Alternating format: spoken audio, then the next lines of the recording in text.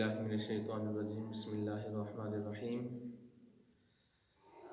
मेरे चैनल दीन के नूर की रोशनी को सब्सक्राइब कीजिए, लाइक कीजिए, शेयर कीजिए, कमेंट्स कीजिए। अल्लाह रब्बुल इज़्ज़त हम सबका हामी व नासिर हो। काफ़ी दिनों बाद मैं हाजिर हुआ हूँ और रबीउल अव्वल रबीउल उगौस जो है इसमें काफ़ी मसरूफियात थी। अल्लाह रब्बुल इज़्ज़त मिलाद मुस्तफ़ा मनाना, 11वीं शरीफ मनाना और जो महाफिल हमने अटेंड किए, अल्लाह रब्बुल इज़्ज़त तमाम अपनी बारगाह में कबूल फरमाए। आइए मैं आपके सामने मेरे कुछ भाइयों के सवालात थे, उनके जवाब मैं अर्ज़ करने की कोशिश करता हूँ। आइए, सबसे पहले किसी ने एक सवाल किया था। ये सवाल इस तरह का है कि हर किसी को इस बारे में मालूम होना चाहिए, मर्द और औरत दोनों को इस बारे में मालूम होना चाहिए। आइए, सवाल क्या है?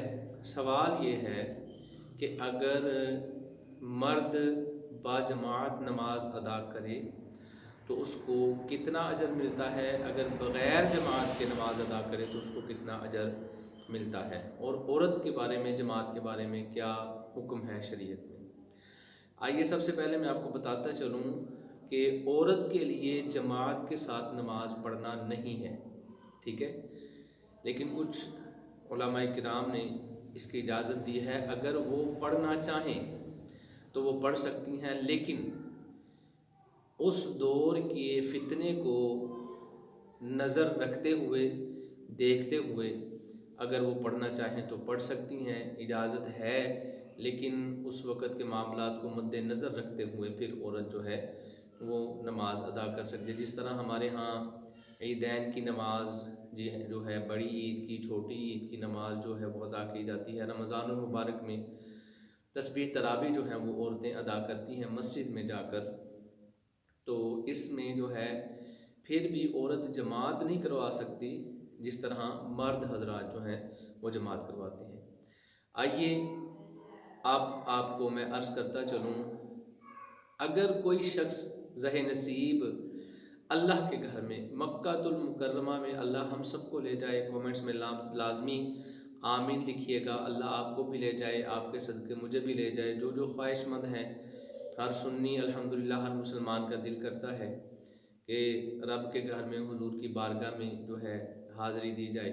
मक्कातुल मुकर्रमा में अगर कोई शख्स नमाज अदा करता है तो अल्लाह रब्बुल इज़्ज़त उसे 1,00,000 नमाज़ों का सवाब अता फरमाता है। इसी तरह कोई अगर हुजूर सल्लल्लाहु ताला अलैहि वसल्लम की मस्जिद में नमाज अदा करता है, अल्लाह रब्बुल इज़्ज़त उसे 50,000 नमाज़ों का सवाब अता फरमाता है। ये एक नमाज पढ़ने का अजर है, ठीक है। अब आइए, आम जो मस्जिदें हैं पाकिस्तान में या उसके अलावा कहीं भी, अगर बंदा जमात के साथ नमाज अदा करता है तो उसको 27 नमाजें पढ़ने का सवाब अता किया जाता है, ठीक है।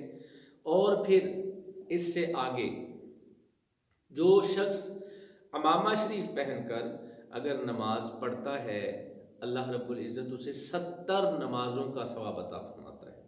यानी बाजमात नमाज अदा पढ़ने का अजर अलहदा है, इमामा शरीफ पहन कर जमात के साथ नमाज पढ़ने का अजर अलहदा है।